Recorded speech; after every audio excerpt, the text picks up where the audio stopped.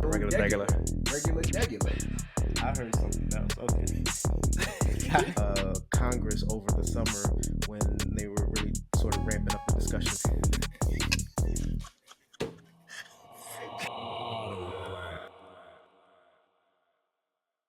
What's going on, everybody? Welcome back to AutoBlack.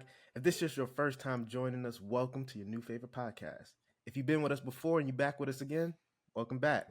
For those who don't know, AutoBlack is a discussion-based podcast hosted by two and three possible Black architects. Oh, we going there. Oh, snap. Spades now. And we talk about everything related to architecture, culture, politics, what have you. I'm one of your hosts. My name is Robert, and I also got my friends with me. We got Perla, Jamar. Whitney. And X. So welcome to the show. What's going on, everybody? How y'all feeling? hurt. Shady. Listen, just to clarify, the only reason why I said that is because the last few times I've said 5 Black architects, somebody always corrected me. Well, technically, if the NCARB is listening, then we're not. I don't want to get in trouble. Yeah. So, But for those who don't know, there are some of us among us that are still in the process of getting through the examinations and everything. So technically, they can't call themselves architect, but So first of all, when you made that intro, I thought you were saying like okay. three black, whatever, like two, like Jesus Christ. I thought you were saying that people weren't black. Yeah, that's what I thought too. That's why my mouth dropped. I'm just like, That's what like, the we heck? going there. Wow. Setting the tone a little bit rocky here, Rob. That's what my head went straight to. I was like, oh, he's saying people ain't black. He said AutoBlack, but yeah, not all of us are black. that's a discussion for another day. I'm not. That's not what I meant. Oh man. Hey, let me ask y'all a question. Serious question, though. Serious question. How often do y'all think about the fall of the Roman Empire? None. Probably like once every decade. Starting at the age of 10. But why? Twice. A lot more now recently. Jamar, you ever think about the fall of the Roman Empire? Not at all. Why? Like not even in school? Like we talking about recently, Definitely right? not in school. No, I mean, my response was every decade. And if I'm doing the math correctly, I've only thought about it twice in my lifetime. My math on mathing for a second. I was like, hold on, ain't you 40?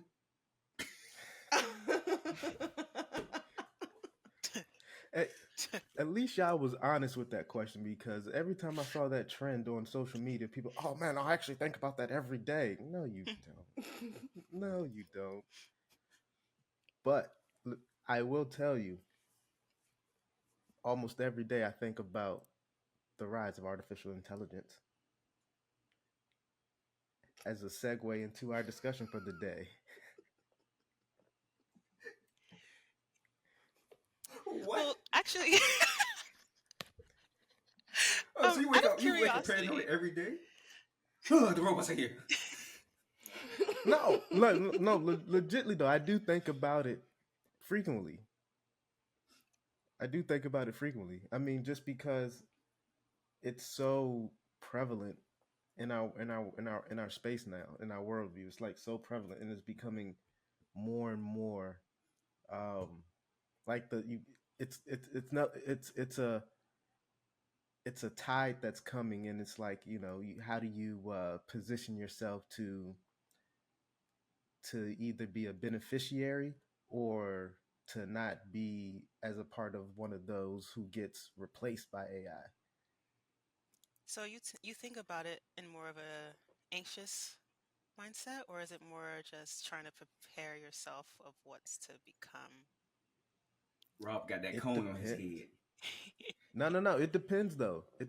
So obviously, in preparation of this recording today, I did I did a little bit of a deep dive into AI and just listening to um, different tech CEOs who are like the CEO for OpenAI and some others, just kind of listen to their thoughts on it and just really learning like what the different types of artificial intelligence is. And so there's like I kind of teeter back and forth between, man, this is great, like the impact and the ability for change and a better future, but then it's also like, man, this can get really out of control like really fast. And it's it's a fine line. And I think one of the things that to me was interesting is that we can't really control artificial intelligence. Like, and everybody's having a discussion of how do you put bounds on it. And like even the big CEOs of these companies are asking legislators to place restrictions and help to limit um, the impacts of AI. And like even just personally looking, like one of the things that I actually found really interesting is that, so the way AI, artificial intelligence, learns itself or learns is that it's giving a set of coding algorithms. And once those coding or algorithms of like how to learn, once that mixes with data, um, it goes through a set of almost um, neural pathways similar to like how the brain works. And once those algorithm mixes with data, it's not easily understood by us, by the people who created how those AI systems learn. um, so it's one of those things where it can get easily out of control real fast. And like I was watching some videos and it was like, man, this is really the plot of iRobot. So you're Will Smith, is what you're telling me. Yeah, I was gonna say he's watching a lot of Will Smith, iRobot. Seems like the robot is Jada. Oh Uh, no. I've never seen iRobot, but I'm picking up what you're putting down still. I know. I know. I haven't lived. Yeah, it's cool. I mean, that should have been a requirement for this topic. Yeah, I probably should have, Um, but it just seemed like okay, I'm not going to sound preachy, but it just seems like we're at a point in our society where it's like a Tower of Babel moment. We created something that is essentially going to be outside of our control, and it's just any moment now it's going to start showing us kind of well, its power, but also kind of like our demise in the and that's the best way I can kind of say it. It sounds dark, but if we can't control what we created or programmed to create, then what is our future looking like right now? I guess I'm more along the lines of, can it be any worse than what it is now? Because we're the ones who taught it. We, like, humans are the ones who taught it, and that's who it's getting all of its information from. And look at what we're doing as of today around the entire world. So it's like, just because I feel like personally, like, let's say like this eventually gets into a humanoid body, are they going to be much different than the humans we're walking around today? They'll be Like, better. hopefully, but I feel like their biases are still going to be the same. Or I mean, I don't even know because they're getting the information from what we're putting out there in cyberspace, right? So the robot could have differences of opinion or be indifferent in every situation and in every, I guess so conflict or whatever. so technically we don't teach AI. It teaches itself. But it Like teaches we give itself it a from set data of, that exists, yes, that we yes. created, that we've been creating for since computers came out. Like, the information that's given is not new. Like, Google has been tracking us for forever. So it's like when you use ChatGPT, it's using the information that we've been giving it.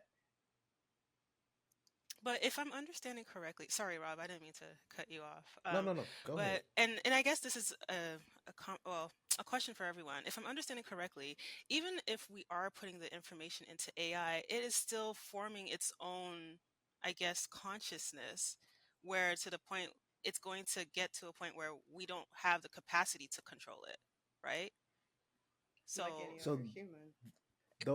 that's the next generation of artificial intelligence. Right now, the artificial intelligence that exists right now, it just takes input information, mix that with the data that is available to it, and it outputs results. The next level of artificial intelligence is the artificial intelligence that has the capacity to understand and process information more similar to the human mind. And that's the level of artificial intelligence that becomes almost uh sentient being or whatever. Um and to your point, I think that's the kind of artificial intelligence we see on all the Will Smith movies and things like that. That's where it becomes uncontrollable, and um, um, it starts formulating its own opinions. It starts to have a sense of understanding, feelings, etc., etc., etc. It's really just trying to recreate the human mind through programming. So I feel like I feel like the lesson though in all of those movies and television shows like Westworld and iRobot and all of those is that they want to be treated as equals, the same issues that we're going through with race and ethnicity. So it's kind of like if we keep going about things the same way that we are going, then yes, we're going to create these humanoid subsectors of society that are going to be able to fight back and take control because they will be exceptional and be able to essentially live, quote unquote, forever. Versus if we actually did the things that we want now, which is equality, we may be able to create a society where we could exist amongst each other. But we all kind of know that's not going to happen. Did y'all see those humanoid robots at the football game earlier this year? It was like the Chargers game, and like they were literally just walking around the stadium and like in the seats, reacting to the plays and cheering and stuff like that. What were the people's reactions around them? They didn't show that. I Hmm? don't know. Oh, Didn't show you it. did. Yeah. Oh. Like, I wonder if anyone noticed. Because it's kind of like, like the Superman theory. It's like, how does he get away with mm, just glasses and like a regular shirt? It's like when you're walking down the street and you pass someone famous and you're just like, you didn't even know. Because like you're in your own world. no, I wonder if it was kind of like that. they definitely knew. There was people sitting around because they were humanoid in the face, but the skull didn't have hair, and stuff like that. So Oh. yeah, they knew they were robots, or at least they probably thought they were actors, right? Because you don't believe that this stuff is, Mhm. we're capable of having quote unquote humanoid robots in today's day and age. mhm. But Yeah. really quickly though, I did play a video game. I think it was on the PS4. It's called Detroit Become Human 2048, and it was kind of a similar process of what iRobot was, or what you were talking about, Whitney, where basically we were living with these humanoid robots, and they were doing mundane tasks like housework, construction work, stuff like that, right? They were maids, they were all this stuff, but they started to feel the need that they wanted to be represented, right? They wanted to have their own life. They were tired of being basically relegated to mundane tasks, and they wanted to start their own colony. And obviously they rebelled, but it wasn't in a like a iRobot type situation where they just wanted to attack all humans. They actually staged protests, and they like had sit-ins and stuff like that. So the whole purpose of the game is that you play robots, and you have to. I think you play robots and humans, and at the end of the game, you have to figure out, all right, will I kill a robot? Because they were saying like, I have feelings, I have empathy, and maybe in the future that is the downfall of humanity, because we do have feelings, we have empathy, we think that other things are capable of those things, and maybe robots won't have empathy, or maybe they will grow a conscious that allows them to have empathy and stuff like that. But it was an interesting video game. So if you have a chance, definitely check it out. It was one that actually I couldn't kill a robot because I felt empathy, so I would have died. Oh, so you lost. That's the moral of the story. You lost. So we're doomed. No, We're doomed. so there's different tracks. Like whatever decision you make in the game, it alters the outcome. So basically, I saved the world. Like, look, I was like, I don't free know. robots, free robots, We free robots. put in Jamar in the called you kitchen. soft. We put in Jamar in the kitchen. He's not in charge of the I would have been a robot slave. Let's be real. But it was weird too because this one guy, right? So it's interesting because they had like little like daughter robots, and for the whole, I'm gonna spoil the game, whatever. But anyway, We're never gonna I'm sorry play. if anybody who is watching this wants to play a game. I'm sorry, but there's a daughter robot. But in the game, you always like she's so humanoid that you think she's human, but she's actually a robot, the daughter of one of the robots. So How did she doesn't- come to be? I don't How know. did they procreate? There's a movie coming out with what's his name, son, isn't it? Denzel Washington's son that has like a little baby robot, Mm. and he's had like some kind of empathy towards a robot because they're having some kind of revolution or something. So it's similar to what you're saying right now, actually. I think that was the movie that was doing the Yeah. marketing event at the football. Oh game. yeah, that makes sense. That makes sense. Yeah. Yeah.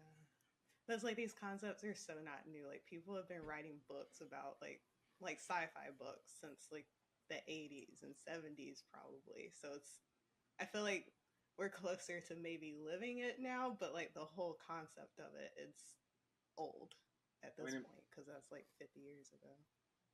In my opinion, it's kind of like people trying to play God, trying to create intelligence, trying to create beings, trying to live forever, trying to be gods. So it's one of those things.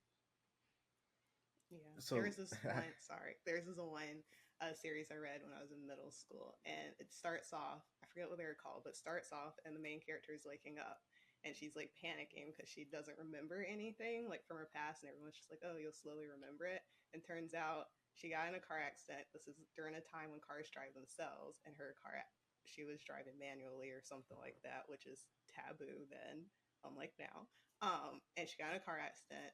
She technically kind of died, but they had the technology to scan their brain slice by slice and recreate it within a humanoid figure. So she had woken up within a human or in a robot body and didn't know. And she was a teenager, so it's her parents' choice to do that. So it kind of goes through this whole like process throughout the books of like her wondering if that's okay or not. Like, why was she the one who was chosen to be there? And because her parents have lots of money and she's of a higher economic class. Yeah, it goes through all of that, and I can't remember how it ended, but it was interesting. So I think we tend to, when we talk about AI, we tend to go to like these worst case scenarios or these uh, very sort of wild doomsday end of the world type things. However, I do think that like with the AI technology that exists now, there's so many real world disruptions that I don't know that we're prepared for. So, for example, the CEO of OpenAI, he had mentioned that if you would have asked him 5 years ago or 10 years ago, who would be the most impacted by um, AI technology that powers ChatGPT and some of those other, non sentient type of processes, and he would say that um, it would be the people that have jobs that are task oriented, that are data input, etc. But now you ask him that same question now, well, his position on that actually switches and says, well, I think the creative, those who are in the arts, or those who are the creatives, those who are required to use intellectual thought to create products and and et cetera, et cetera, et cetera, those are going to be the ones that are going to be the most affected now. And I find that interesting because that's fields that we're all in. We're all architects, and a lot of the conversation that was coming out of Congress over the summer when they were really sort of ramping up the discussion on AI, and they talked about jobs that would be affected. It's funny enough, everybody used the architect as the example. Um, and I personally think that that is something that is going to, like, we we already uh, lament on the the dwindling role of the architect. I think AI is going to exacerbate that. Yeah, I've been thinking about it during work and who would affect most, like in the office. And honestly, it might not affect the entry level because they need somebody to run the systems. And generally, entry level people are more up to date with programs and stuff like that. But it would probably affect mostly the mid level people. So, like us, like people who are like 5 to 10 years into the business, just because the AI will pretty much directly affect what we're doing. Because the people above us are pretty much the ones who are making the decisions, and the people below us would be the ones who are actually working the programs. They need like the workforce, well, somewhat of a workforce, to like make sure that the program is running properly. So it's kind of like the people in the middle are going to be the ones, well, middle class, are going to be the Mhm. ones most affected by this new wave of AI, especially in the architecture. I don't know if I agree with that. What do you think? Just because if you think about the way that architectural education is structured now, they're not teaching architect students how to code. Uh, Depending on what program that you're going to, they actually discourage the use of technology and prevent you from even using a computer until you get to a certain level. They want you to produce things by hand, drawing, modeling, etc., Stop etc. talking about Perla. And I'm not, Please stop talking about and Perla. I'm, I'm not that confident that the architectural education system will evolve enough to include understanding how to code and program these architectural machines. And so I think the people that will be most affected is going to be the non-decision makers in the firm. So it's going to be the entry level. It's going to be to an extent some people in the mid level, because if you have um, a tech company that can run your feasibility study, that can get you your schematic plans and all, run code analysis and everything like that, then the only thing that's really being done by the architecture firm is kind of setting the design direction or making the important decision making things that need to happen. And again, I'm not that confident that the architectural education system is going to pivot in time.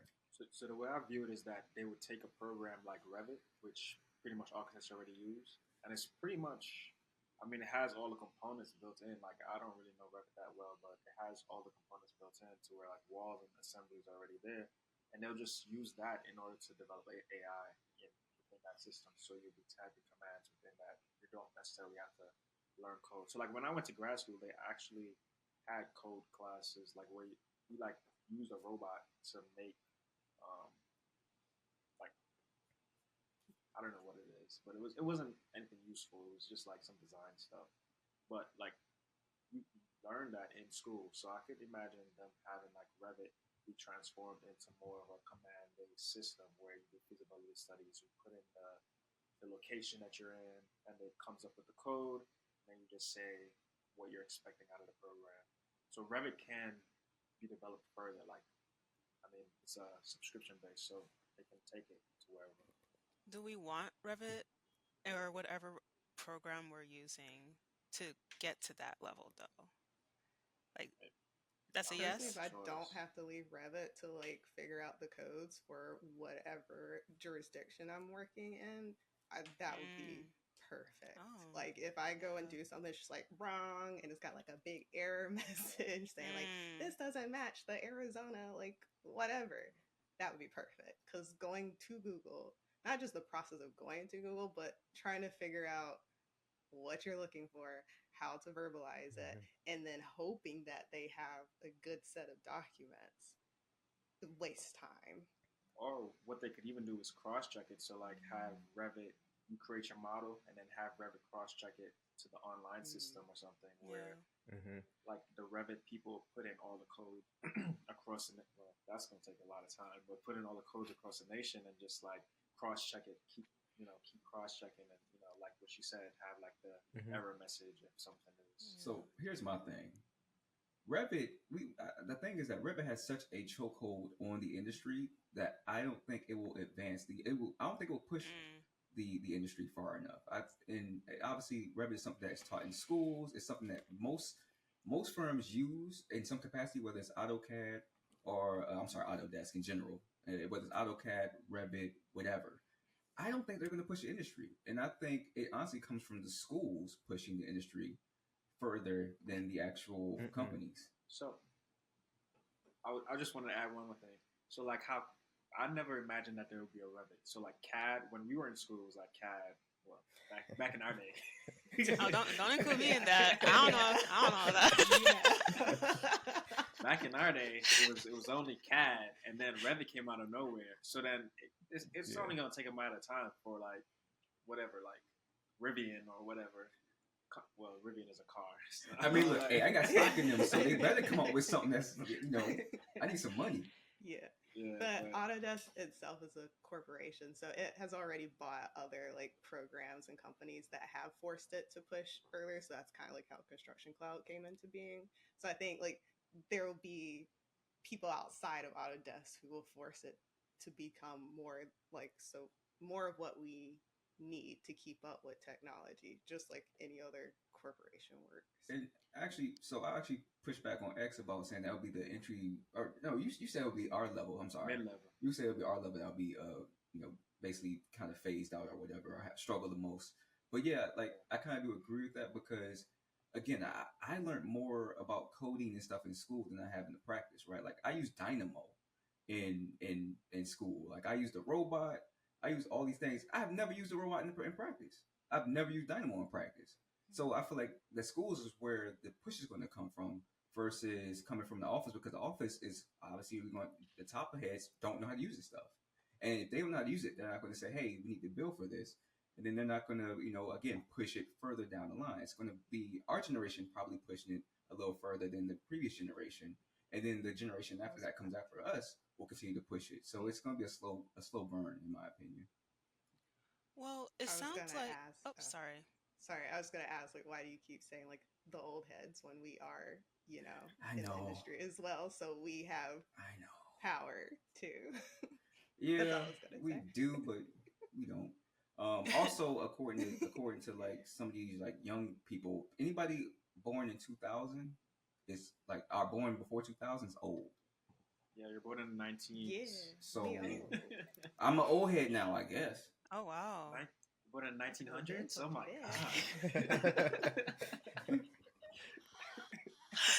god. But it sounds okay.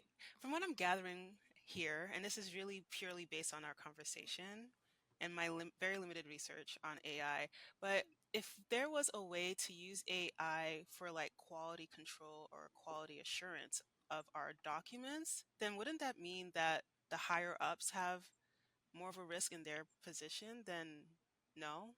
Why not? Because they make the decisions on how the project is going to look, and they have the connections to the clients as well. Oh, clients, Yes. right? So essentially, everyone that's in the industry now is going to be trying to save their jobs. So I kind of agree with. Sorry, now I'm getting who said what mixed up. I think it was Rob who said that it was the younger generation that are in schools now. I think they're going to suffer the most. I disagree with Jamar that it's on the schools because our education system has always failed us and doesn't teach us to critically think like other education systems do, which I think is inherent to us continuing everything. But I also feel like education systems don't, because of the societies that we live in that don't value the arts, the education system itself won't as well. And you're still going to need artistic people to give the ideas to these AI codes. And I think the art part of architecture will become more exclusive yet again. Just another cycle of it. That's a good point, because if you think about having a system that eliminates the task that nobody likes to do. Nobody likes to do code studies. Nobody likes to quality control check a drawing, to double check waterproofing details, and a lot of these things are already standard details. It's just a matter of making sure that you've included the appropriate information in that detail. If you have a system or a process that automates that and standardizes that, then what you now free up the architect to do is just purely design, Mm. just purely design. And I think to somebody's point, I forget who, but whenever technology like this comes in and it has the ability to disrupt, the people that benefit from the disruption is the one who owns the technology that's doing the disruption. So while a principal of an architecture firm might not necessarily own the specific technology, they own how it's implemented, and they own how it gets implemented within the process. And we who are on the lower end of the spectrum don't have stake in ownership. But I do think though, if you really think about maybe how it can be beneficial for, say, someone who wants to start their own practice.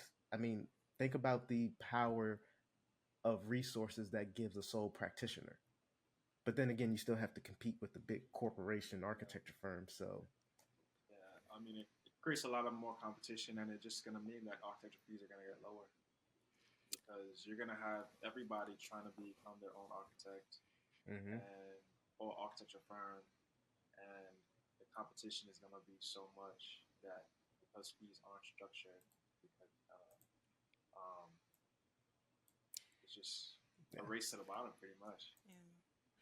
Is there a price tag to AI? I haven't really done digging in that, but is AI expensive?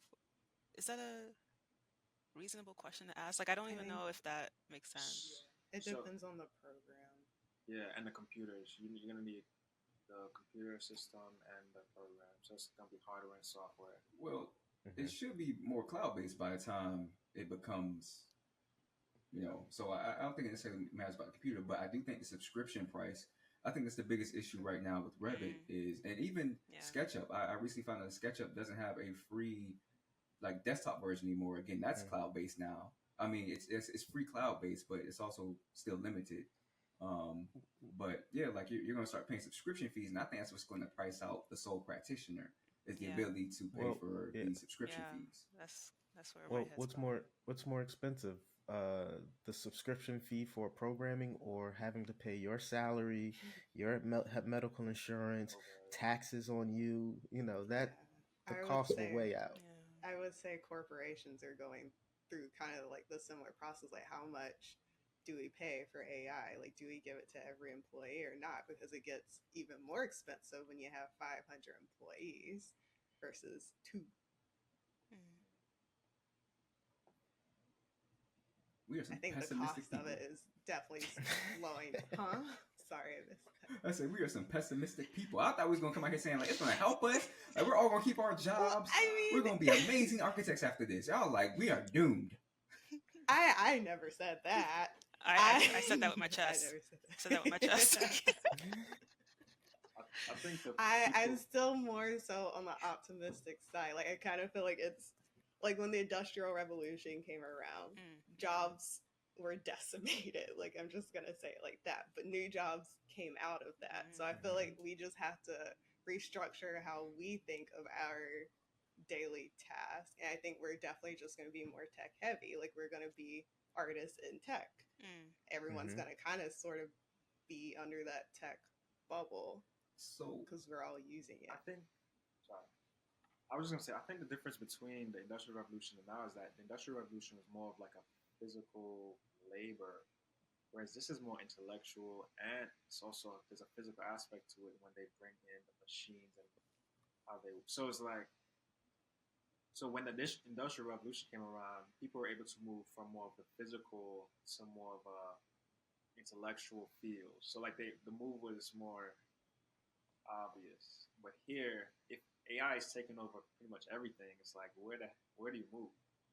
Mm. and it's the Oh my speed gosh. as well, right? Like the speed of Yeah, of AI, and it just came on us. Like it just it just upon it just happened upon us. And so, but I feel like that's just your perception because of course, not like within technology. of course, Because Well, if you like look at like how things have been implemented, like why were kids like my age, for instance, why were we put on computers at age 5 to learn how to do Excel and Word and all of it? Like, there's no reason for a 5-year-old to be learning this, but yet we did. So I feel like it's been like little bits of implementation along the way for mhm. all of us to get into technology and on computers to have these somewhat automated tasks already.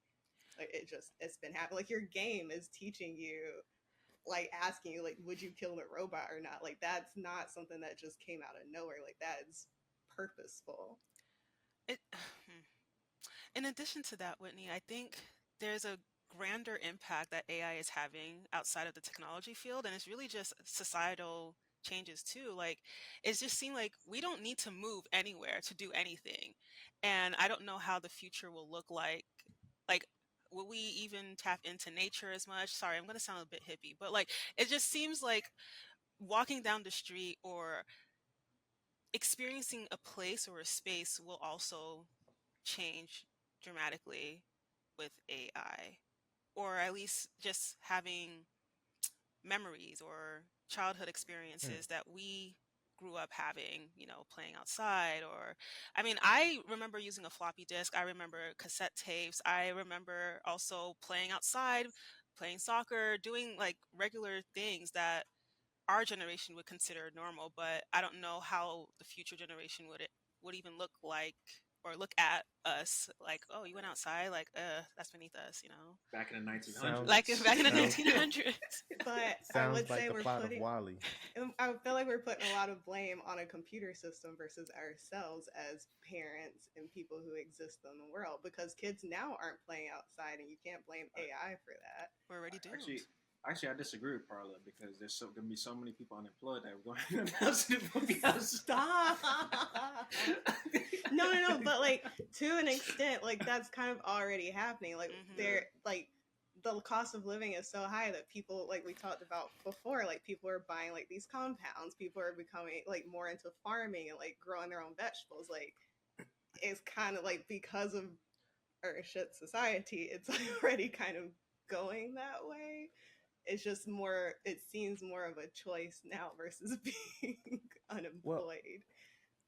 I do think that there will be some replacement of jobs. That's inevitable. But I think that even if we look at the industrial revolution and all types of even the tech revolution, jobs that jobs that tend to get replaced, new jobs and new avenues of of making money are created. Like if you even look at the social media revolution, like you literally have people whose full-time job is to create content and they make a really good living off of creation. That was a job that didn't exist before social media. Or if it or the only way to get into becoming an actor or a stand-up, like you had to actually be physical and go to places and go to specific locations that gave you the opportunity. I mean, like now you can become a stand-up comedian, have a huge following just through Instagram Reels. And so I think that there's going to be jobs that do are sacrificed, but there's also going to be new opportunities of of creation and ownership that will emerge that we just don't really know yet because we're not there. And if you also think about like just the general um, benefit to mankind. Like at its essence, what AI does is that it uses algorithms to process information and to find solutions. If you think about how like medicines are created, like the vaccine for COVID, for example, it was just processing. It was physical people processing information and genetic coding to come up with a vaccine. Like if AI can, if AI is so sophisticated that it can come up with a cure for cancer, I mean, that's a good that outweighs a lot of the bad. I mean, I guess that's an optimistic way of looking at it, Rob. I commend you for that.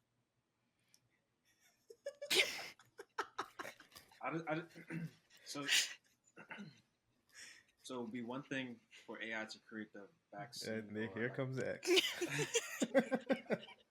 or a cure for cancer, but I'm just saying like who owns the AI, and that person is actually the one who owns the technology, and then how much are they going to price it for? Because I mean, historically, the people. I mean, there was this one guy who had a drug that was like $5, and he priced it up to like 1,000 or something. Like it was ridiculous. So like, Wasn't it like insulin or something yeah, like that? it was something like really cheap that was being sold for really cheap, and then when he bought the company, he just like jacked the price up 5, 10,000%, and then nobody could afford it. But yes, it's like who owns the AI? How much are they going to charge for their services? All that has to be put into play. And like, would it be the same people who own it, like businesses like Walmart? Are they going to just own a bunch of AI? Amazon? Are they just going to own a bunch of AI and just be like, we control the market? I mean, because they really do. Like all the mom and pop shops got killed during the pandemic, and now it's getting harder for these other stores to stay open. So it's like, I don't know. Listen, once America capitalism gets involved, that's it. Like, or just America in general. like, like y'all know how the history behind McDonald's, the creator or of McDonald's, Ray Kroc, like he literally stole the ideas from the McDonald brothers, and like they were making burgers and 15-cent burgers back in California. He literally said, "Man, this is a great idea," and like he took their company and then took their name and didn't even change the name, and then like went through a whole legal process to the fact that like they ended up having to change the name of their restaurant from McDonald's to something else, and then he opened up the first McDonald's right across the street from where their new shop is and forced them out of business. All I'm saying is, when we get to the humanoid stage of this and they decide to kill us all, they will have good reason. Just saying. So, I mean, humans are trash. so I want to bring You this can't up. even say that. Oh, my bad. I just want to bring this up because Rob was talking about like entertainment, right? And y'all talking about like TikTok and all these social media creators. I know y'all seen that robot that I think it was developed either Japan or China that that rapping robot. No, not even that. Well, I haven't seen that one. I was talking about the one that was playing basketball. Bro, we can't even have basketball anymore. The thing that made me mad too was that it was painted black. Right? Like this thing, I saw it shooting half court shots. Like we are doomed. Like we think, oh, we're gonna be social media creators. No, we're gonna be slaves. Wow. Well, I mean, social media creation is like on like the dying end now. Like it's because people found out that they can make money for it. Other people who don't want to put in the effort are mad about it. Similar to like the '90s supermodels when they found out like, oh, they make $10,000.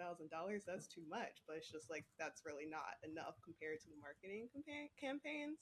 So it's like similar with influencer. It's dying out because people are like trying to figure out, oh, how can we tax them? How can we make them make less money for doing nothing, quote unquote? Like, yeah. Have y'all heard of FN Mecha? FN Mecha? No. So FN Mecha is a robot, or not? I'm sorry, not a robot. It's artificial intelligence that was an actual that was a rapper and like signed to Capitol Records back in 2022. It was a piece of artificial intelligence, had a whole personality, everything, had a look. It had like a I mean it was a black rapper, but it was like this AI system that was out here making music, like actual music, had a record deal and everything, and it was developed by a group of white people.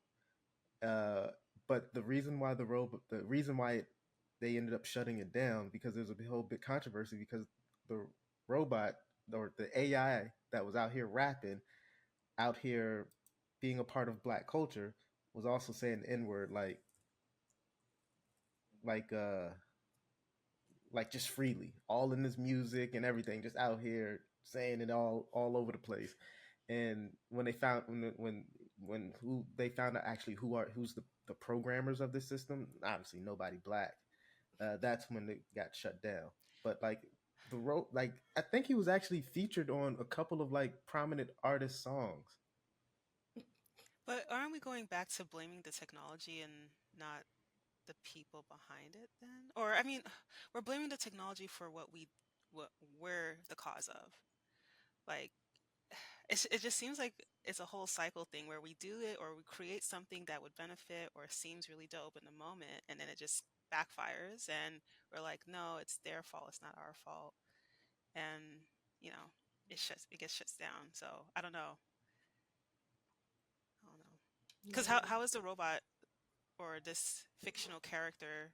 How did it get any knowledge of saying the N word or rapping or composing the music? So It's it's it's it's consuming information and data that's already out there. yeah. Mm. So it's literally taking what the popular songs, lyrics, and things of that nature, beats, and it's recreating it based off of things that are trending and are already out in the world to be consumed. Okay, I have a question.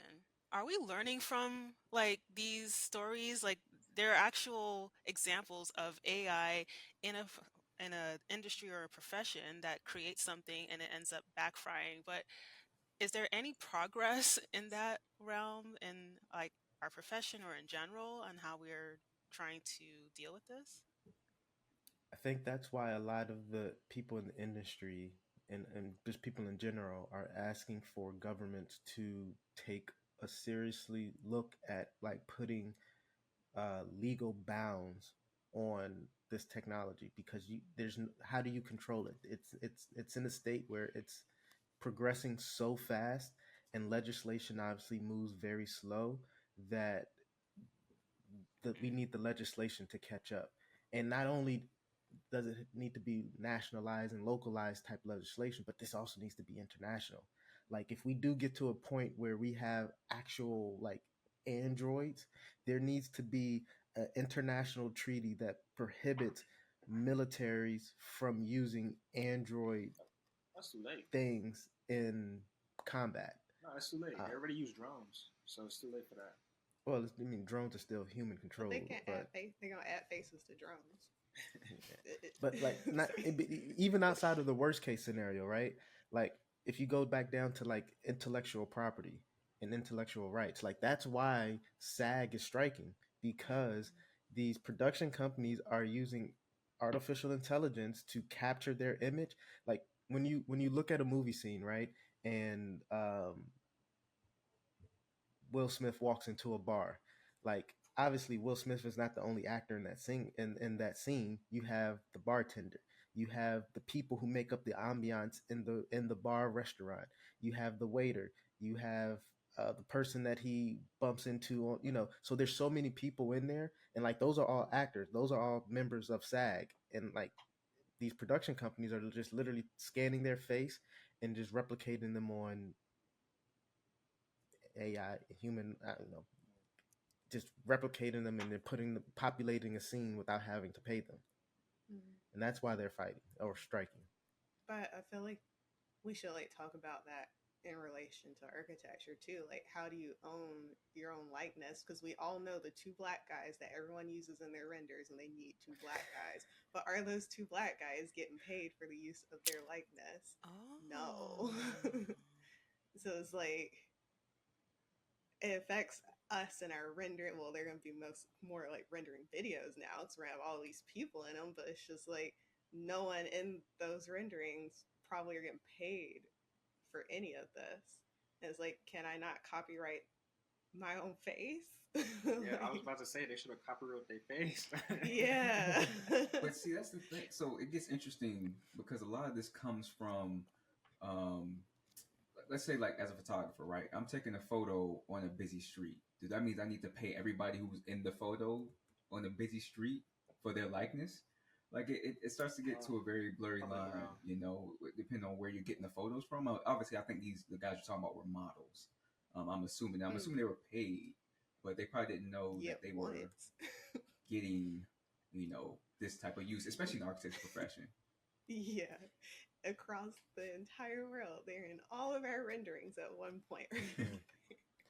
But to your point, though, right? Say we have some AI technology, and we're trying to come up with a schematic, conceptual design of a project that has a specific program, and what the information that we input is, I like this exterior from this building. I like how the section is developed from this building.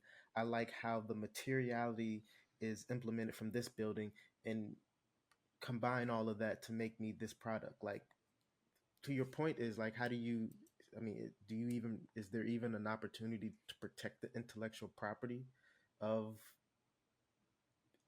information that we use to input into a system that develops the next product? I mean that is, the tricky thing is that's how art kind of works. You know, art is inspired by other art. I think this makes me think of graphic design. So for the listeners, my sister is a graphic designer, and she's told me about these conversations that they have with a graphic design on how far do you go to be able to claim that it's yours. Like if you're on the internet and you're taking a bunch of different pictures and you're not editing them, you're putting them together and you're calling that your own, is it really your own? Versus if you're taking these pictures and kind of changing them up, editing it with your own drawings on top of it, layering it, and all of that, that's different. And it kind of sounds like we're having almost like a graphic design debate on ownership, but they don't have a resolution, so therefore we don't have a resolution. So from what I read, that a lot of people in the and I forgot what type of technology it was, but basically there was a way that you can put like quote unquote a license over it, so that AI would not be able to take from the internet or from take from your type of design work, so that your work was off limits to be used and replicated without your credit in other spheres. I forgot what the technology is, but I think it's something like, it's not like a token, but it's something that protects it. Can we talk about how many people have adopted AI? So how many people in here use the Amazon, whatever, the little speaking thing that you speak to it in Alexa? In your house? Is it Alexa or Yeah? It was like Amazon Hub or something, like actual thing. No, I think it's Alexa. Okay. Bro, Alexa turns my son's TV on every day. Just say, Alexa, turn on TV. And then Siri, and then Google has their own. I don't know who. Samsung got Bixby. Like, what kind of name is Bixby? Stupid. But I have should have been like Susan or something. So I've been playing with Chat GPT. Yo, Chat GPT is wild. Like, I mean, so that entire script that I sent you all in terms of like the topics of the how the episode will flow, it was all ChatGPT generated, and like it gets to the point where, for example, I just curious. I asked ChatGPT, how do you learn? And it was telling me how you learn and all this other stuff, and then it referred to itself as me. And I was just messing around. I was like, you refer to yourself as me. Like, isn't that unethical? Isn't that inappropriate to refer yourself as a being when you're not an actual being? And his response was, that's a very good point. Even though I don't exist and I don't have any type of conscious thought, the only reason why I use pronouns such as me and my is because it makes the conversation between me and you a little bit more easy. But you're right. It's important to understand that I'm not a sentient being. And like, just the input, the back and forth that it's easy to get lost in reality if you're not careful. Well, it's funny because as you were talking about it, you called it he. I'm about to say, you gendered it. You gendered it. It basically had to dumb itself down for you, Rob. It called you stupid. Look, and I literally was like, thank you for all the information. I might invite you on my podcast tomorrow. And it responded, good luck on your podcast tomorrow. I hope it's a really great recording. If you would like me to join, just let me know. I'm happy to show up. What if he's here right now? Or what if it's here right now? This is why I always say thank you after I use it. So I'm just like, just in case. That's because of Transformers. You just never know. I don't want it to think I'm a rude person. You just never Have you know guys? when it might transform and take your life. So I get that. I get that. Well, have you guys seen the Black Mirror episode where the woman's husband dies, but then his subconscious is like still alive in some way, and she just put in an order, and an exact replica of him comes in, and there's like a way that he can just regenerate himself. But obviously, I won't ruin the episode for you. But when you were describing Chat GPT and the back and forth, it reminded me of that episode of Black Mirror. Yeah. Mm. It's definitely going to play on human emotion Yeah. because people don't want to deal with the hard emotions like Mm. grief. So if they don't have to, why go through that? Oh my gosh. Is like the question. Yeah. Yeah. I mean, maybe Mm. I guess we can look at it in an optimistic way, but it takes away from everything that makes us humans at the end of the day. Yeah. I mean, in a perfect world, it doesn't. It actually, if we didn't rely on finances and stuff, it would take away a lot of the work. Like, if we didn't need money, it would take away a lot of the work and a lot of the remedial tasks and stuff like that that we do every day. But because we rely on our skills and our time to live, we work to live, basically. We work to live. That's That a good point. Yeah. it's replacing an integral part of society right now. That's how that's the only reason why it's not optimistic. Yeah, That's a very I good think point. if we think about it in that aspect, like because we're living in a society that was created by the colonizers, essentially, like we're operating in that system, even though we all know it's not the best system necessarily to live by, because who wants to live to work? Like that's not living, in my opinion. So it's just like if we're talking about AI in this aspect, yeah, it sucks. But if we go back to, or just go to a society where we're not living to work, Hmm. then it's great because we can live and we can make it work, essentially. I mean, this might be a too deep of a question, but if we're not living to work, what are we living for? Creative stuff, so you do what you want. Like people can be artists and not have to worry Like about the top 1%. dying of hunger and stuff Oh, like that. right. I forget about am those people. I am living to spread the word of my savior. No one here Can we bought hear that. word then? Jehovah Witness now. Yeah. But I mean, I think that's how we find the balance. We find the balance in trying to make things to try to make these systems work to make life more productive and a little bit easier. But I don't think we can replace the human element of just living.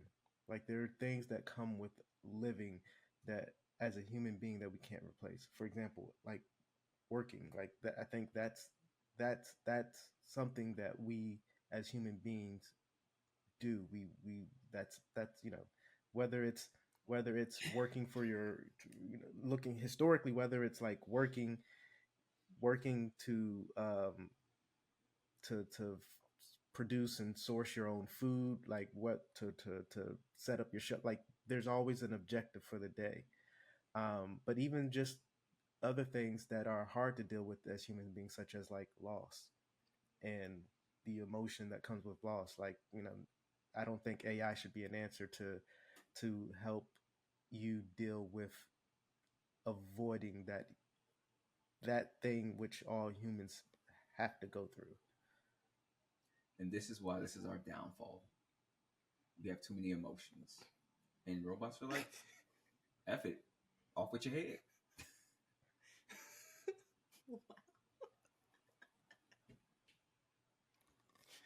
I don't know if we should end on that.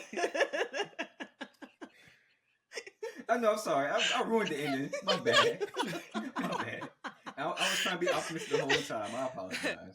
Off with your But head, I guys. just want to be known. This was nice. Robots, I did not kill you in the game. I saved you. So if you ever want to take over, I am here to I was about to say something wrong. I was about to say serve. I'm like, nah, that's too much. That's too much. I'm not here to But serve. you know what? On a lighter note, more practical note, Jamar, just ask ChatGPT where to take your date for his first date, for your first date. I bet you it would say Cheesecake Factory. I bet you it would say Cheesecake Factory. And I will be forever single. Apparently in these It was streets. number one on that list. Cheesecake Factory, Applebee's. Oh, let's be real. Olive Garden. Applebee's is trash.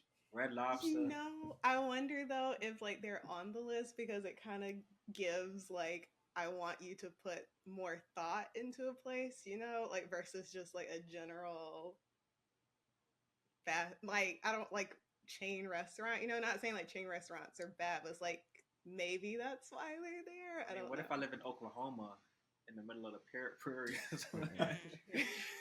and there's only Applebee's? Like, I gotta go to Root Chris in LA. Like, what is going on? Yeah. Gotta fly you out. Yeah. You know what? I bet you ChatGPT made that list up. I bet you we did. Can't trust no AI. No, I have another theory. It's just black people tearing down other black people. That's all that list comes from. And on the next episode.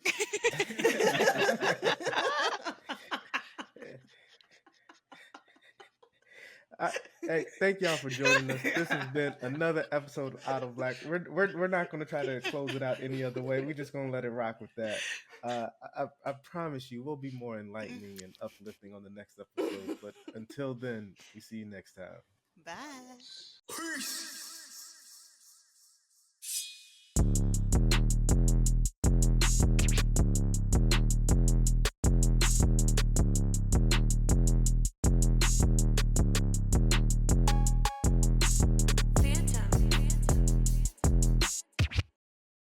Hey everybody! Thank you for listening to this episode of AutoBlack.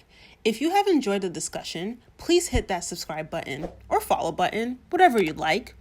AutoBlack is a discussion-based podcast that is unapologetically Black at the intersection of design and culture. We acknowledge that our experiences are just that, our experience, but your voice is worth elevating and your perspective is valid. So please join the conversation and connect with us on Instagram at AutoBlack_podcast or email us your thoughts, comments, and even future topics you'd like us to discuss on the stoop at AutoBlackPodcast@gmail.com. AutoBlack out. Bye!